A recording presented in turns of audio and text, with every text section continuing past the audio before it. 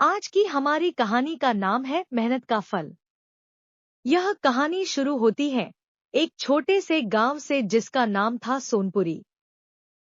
वहां रामलाल नाम का एक आदमी अपनी पत्नी शीला और 2 बेटे राजू और श्याम के साथ रहता था।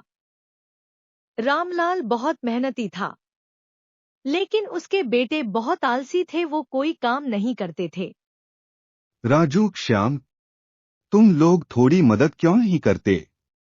देखो, खेती करना कितना मुश्किल काम है। बाबा, हमें काम करना अच्छा नहीं लगता।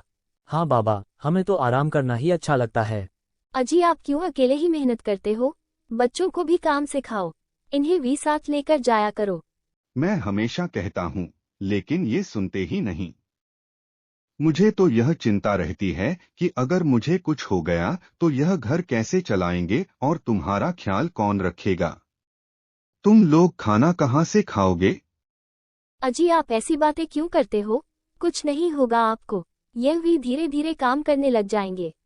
समय बीतता गया, लेकिन राजू और श्याम काम पर कोई ध्यान नहीं देते, बस हर वक्त बैठे रहते। ज्यादा काम करने की वजह से रामलाल गंभीर रूप से बीमार हो गया। शीला, मुझे लगता है मेरा समय आ गया है। ऐसा मत कहिए आप, आपको कुछ नहीं होगा, आप ठीक हो जाओगे। राजू, श्याम, मेरे पास आओ। क्या हुआ बाबा? बाबा, आप ठीक तो है ना? मेरे बच्चों, मेरे खेत में एक खजाना है। मेरे मरने के बाद उसे खोज लेना, उससे तुम लोगों की जिंदगी अच्छे से गुजर जाएगी। इतना कहकर रामलाल का देहांत हो जाता है। कुछ दिनों तक तो रामलाल की कमाई से घर चलता रहा, लेकिन थोड़े दिनों के बाद घर का राशन पानी सब खत्म हो गया। माँ, भूख लगी है, खाना दो। हाँ माँ, मुझे भी भूख लगी है। खाना कहाँ से लाऊं? जो घर पर सामान था वो तो सब खत्म हो गया। अब या तो तुम लोग कुछ कमा कर लाओ ताकि घर का खर्चा चल सके, या फिर बिना काम करे भूखे मर जाओ। यह बात सुनकर राजू और श्याम को चिंता होने लगी। तभी उन्हें याद आया कि हमारे पिता ने कहा था कि हमारे खेत में एक खजाना है, तो वह खजाना खोजने के लिए खेत की ओर चल पड़ते हैं। भैया, हमें कुछ नहीं मिल रहा। हाँ, लगता है बाबा को कोई गलतफहमी थी। जब वो खेत की खुदाई कर रहे थे, तब हीरा लाल, जो कि रामलाल का मित्र था, वो वहां से गुजर रहा था। उन्हें खुदाई करता देख वो वहां रुक गया और उनसे पूछा, अरे राजू, श्याम, तुम लोग क्या कर रहे हो? चाचा, बाबा ने कहा था खेत में खजाना है, लेकिन हमें कुछ नहीं मिला। अरे भोले बच्चों, तुम्हारे बाबा का मतलब था कि खेत को अच्छी तरह से खुदाई करके, हल चलाकर और देखभाल करके तुम फसल उगा सकते हो। वही तुम्हारा खजाना है। ओह, अब समझ आया। चाचा, आप सही कह रहे हैं।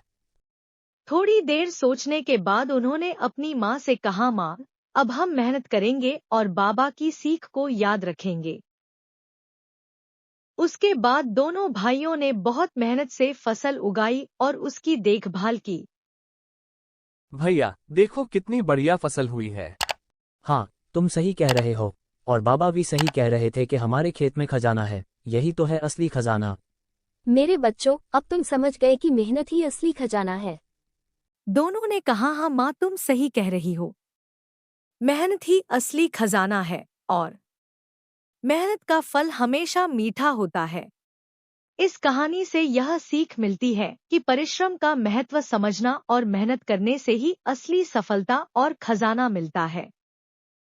मेहनत का फल हमेशा मीठा होता है। Thanks for watching.